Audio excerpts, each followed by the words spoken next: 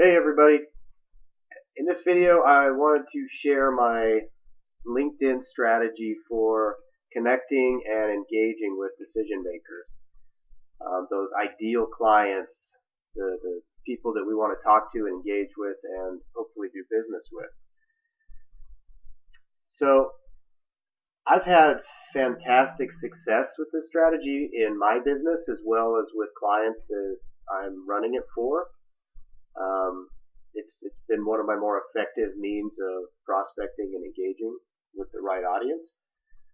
So I wanted to get it out there and share it. You're looking at the Sales Navigator screen right now. Don't worry about that quite yet. We're going to come back to this.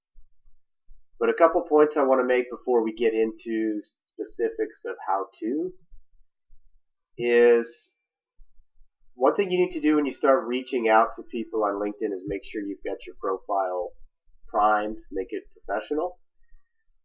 The large majority of in my experience of people that you request to connect with are going to check out your profile. So let that be an opportunity for them to quickly see what you're going to do for them or what you can do for them. Right? So a lot of these we see in the area down here where people talk about themselves, their work experience, a lot of buzzwords, things like that about what they've done. And just keep in mind, you're not attracting recruiters here. You're not attracting potential employers. You're trying to attract clients. So make this about them. Okay, write it in a way that they can go through and have a pretty good understanding of how you would be able to help their business. And then, the banner, you don't need custom design banners, but it's good to have something here, picture with a smiling face, those things. Just make it look professional. And with that, kind of on the same note, with the whole messaging thing is you don't want to come across as salesy. So whether it be on your profile or in the messaging process that I'm about to show you. So you want to be a human being, you want to be friendly and engaging and all those things. You don't want to come across as salesy. So it's finding that balance of how to engage somebody, how to pique their interest, without coming right out and saying, hey, I want to sell you this, right? So again, make it about what you can do for them. One thing that I found to be really effective with LinkedIn is to be pretty brief and direct in your messaging. So again, like with any messaging, any copy, it just takes testing, right? You got to play with some different messages, test it out, see what works. You will find something that works, and then run with it. So this is Sales Navigator, LinkedIn Sales Navigator. It's a pretty robust platform. It's got a lot of features. I mean, it's kind of a lot of people use it as kind of a pseudo CRM even. There's a lot of things to do with it. The only thing I use Sales Navigator for is to search. So I identify, search, find leads, and save them. Okay, so I'm going out and actually finding where my ideal clients are and building lists of them. So I'm going to show you how to do that. Go to Advanced, search for leads. You can do a lot of this manually, by the way, in LinkedIn itself. I don't recommend it. Sales Navigator, if you're going to search for large groups of people, Sales Navigator is worth it. I think it's like $70 a month. So here you can see all the search criteria, and there's quite a bit here. But we're just going to do a mock search here. Let's say we work with gyms, gym owners. So industry, I always start with industry. There's several here. Let's go fitness because there's a health, wellness, and fitness. So we're going to select that one. No keywords yet. Let's go United States. And I don't mess with relationship, school, postal code. I don't typically get into these. These are, if you're looking for particular people, relationship, that's your connection level in LinkedIn. If you want to find alumni from a certain school, you can do all that in here. I don't typically narrow down to that level. I have not identified where I need that yet, but the capability is there. So now we go into role and tenure filters. Always go to seniority level and pick the level that I want to speak with. So these are your decision makers, right? CXOs, partners, owner. I'll occasionally include VP and director. I don't typically ever include below director level. Just depends on the industry I'm searching for. So let's say for this one, we'll just go with these three. We know that those are going to be most likely owners of the gym, or co-owners. And then, again, these are more specific to the person. If you wanted to narrow down years in position, current company, those things, go for it. I don't mess with those. I do typically look at company headcount. Big difference between a company that's 10,000 plus people and one that's 1 to 10, right? Both, I think, in your outreach strategy, the messaging, and then, how you guide those conversations. So let's just say we're looking for small gyms. Just grab those two. Something we want to look at up here is the number of search results. So Sales Navigator saves the first 1,000 results. So when we go to save this search, it always keeps the most up-to-date 1,000 results. So we want to try to get this narrowed down to 1,000.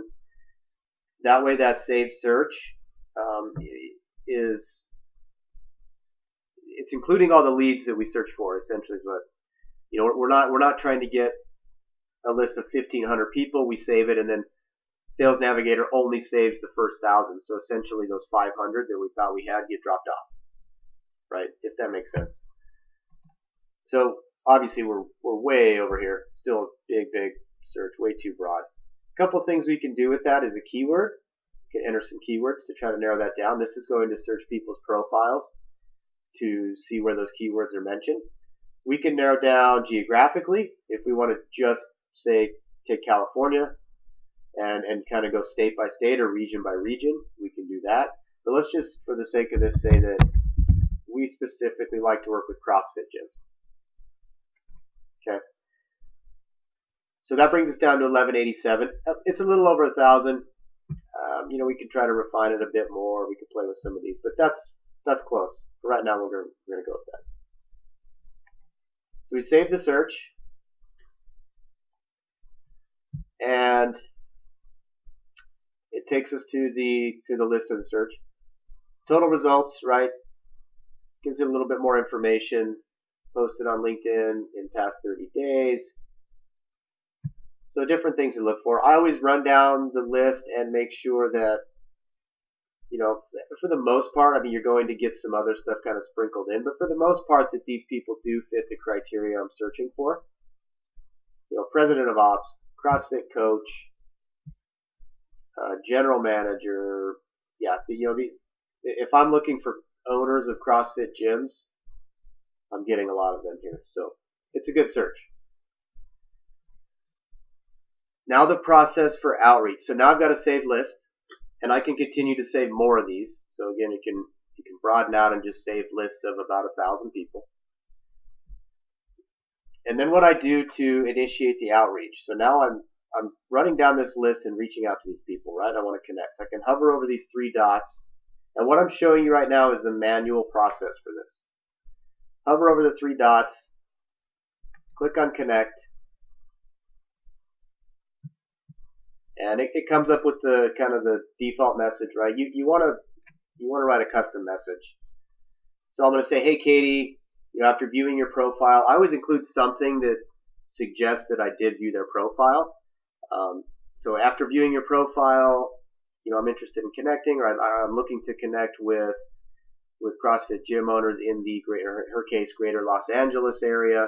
Something personalized, right? Makes them feel like you did actually reach directly out to them. You don't want it to come across as looking like a robot. So, or that you're just going through and getting click happy and just clicking on everybody you see. So personalize it a bit. You can build a template for these, and so you just go in and change the name and location, and you can make it easier on yourself. So I just go one by one. That would be the way to do this manually, is go one by one. everybody, make sure somebody you want to connect with, go through message, message, message. Okay. And obviously, 1,000 people, that's going to take some time, but it can be done this way. So next step is when these people accept your connection request. So the rest of the process is managed in LinkedIn itself, not in Sales Navigator. So it's just in your LinkedIn messaging. Here's an example of a connection message I sent out. So he's connected. Next thing would be is a day, 2 days later, send a follow-up or send what I call a welcome message. So that welcome message should be something that it's again custom to them, right? It's hey, I'm going to say hello Lee or hey Lee again. Thank you for connecting. And then I want to briefly but directly let him know why I connected, why I requested to connect, and what I can do for him, and see that he's interested in speaking, right? So again, it's not, hey Lee, I'm selling this. It's, hey Lee, thank you for connecting. I see this about your business, or are you looking for this in your business? Tell me how that's going. Just engage them and ask pointed questions, but you don't want a long paragraph or 6 different paragraphs. A couple paragraphs, 3 lines, something like that is plenty. So be direct, ask what you can do for them, or if they're looking for some advantage or some problem that you solve, right? Direct it that way. Ask them if they're interested in discussing or a follow-up. I'll ask a lot of times if they're interested in a business partnership, things like that. Okay. And again, this process would be manual. I would go one by one. As these people have connected, it says they're now a connection, right? 1 or 2 days later, I'm going to go through these, click on them, type the message down here, hit send. And from there, it's you're just managing the people that are responding to that second message, that welcome message. So at each stage of this, you're going to lose people, right? I mean, it's no different than any sales or marketing process. You're bringing people through the funnel, and the people that continue to engage with you beyond the welcome message, in my experience with this, are typically highly engaged. So I rarely send more than a few messages before I've got a call scheduled. Oftentimes with the first message that I send out, the connection message, like I said, these people check out your profile more times than not. So I've had a lot of people just from sending this and then the request to connect, ask if we can have a call. So this stuff does work. That's the process. At a high level, that is the process. I'm going back to Sales Navigator now. So what I do to make this manageable, because if you go through and try to connect with 100 of these people every day, and then you're managing the messages and all that, you're probably going to spend a couple hours a day, 2-3 hours a day, just doing this piece. So what I do to make it manageable is I use automation. I've got an automation tool that works on the back end of all of this. So it's a remote server access. And essentially all it does is organize the data, so the list, and the messaging sequence. So I go into the tool and I save these lists exactly like this in Sales Navigator. I grab them in the automation tool, upload that list, and then I put in the messages, actual messages, connection and welcome, that I want to sequence. Set just timing criteria. You can select the days that you want messages to go out, the times. I mean, there's some different things. You can get pretty specific with it. And then just hit start. So for me, I'm sending 100 connection requests per day to the list that I have gone in and selected, searched and selected and validated that yes, I want to connect with these people. So I do 1,000 at a time. Obviously 3 lists per month gets me 30 days. right, at 100 people per day. So the automation tool is sending 100 connection requests per day, which with it is that connection message. And then when the people accept, a day or two later, you can set that time, the automation tool is sending my welcome message. And you can set it to personalize the message. So and it's got the person's name, it's got the area, it can have industry specific to whatever's on their profile, whatever it can pick up from that, you can customize the message to grab certain criteria. So welcome message goes out automatically. The way I run it is at that point the automation stops. So I don't send out additional messages, not through the automation.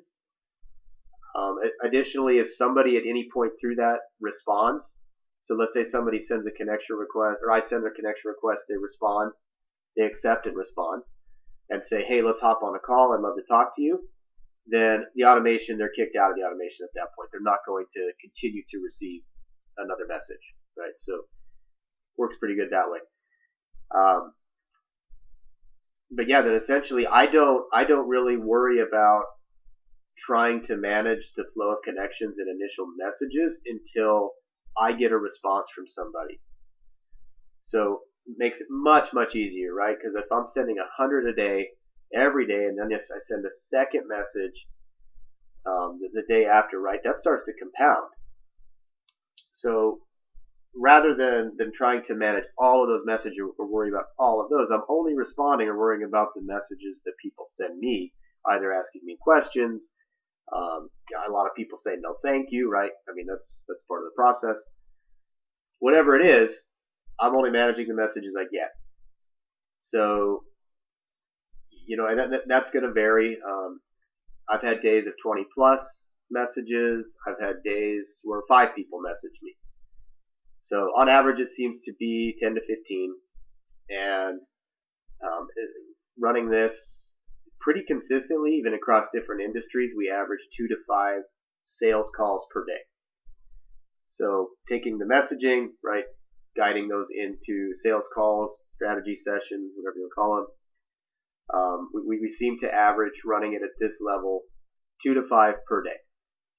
And then, the conversion is obviously on you. But had one last week, a client last week closed 3 new clients in a week, so that was strong. But typically we see somewhere between 1 to 3 per week new clients, so they're new business. So that's basically it. That's my process. I can't think of anything I'm missing. Again, you need Sales Navigator. You need to have your profile primed. You can do this manually. Something I failed to mention, that as you go through and connect with these, if you're going to do it manually, is I recommend having a spreadsheet, Excel spreadsheet or something that you start to save these contacts in so you can keep track of them.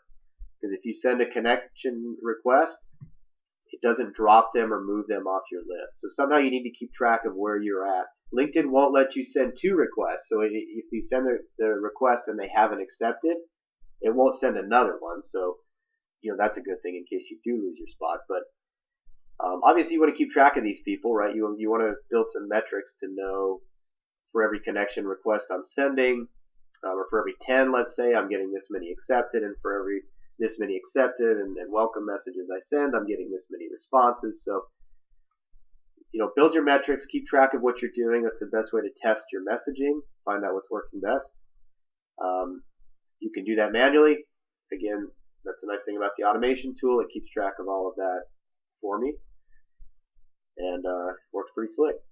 So any questions, please do not hesitate to reach out to me. I'd be happy to help. And all right, we will see you guys later.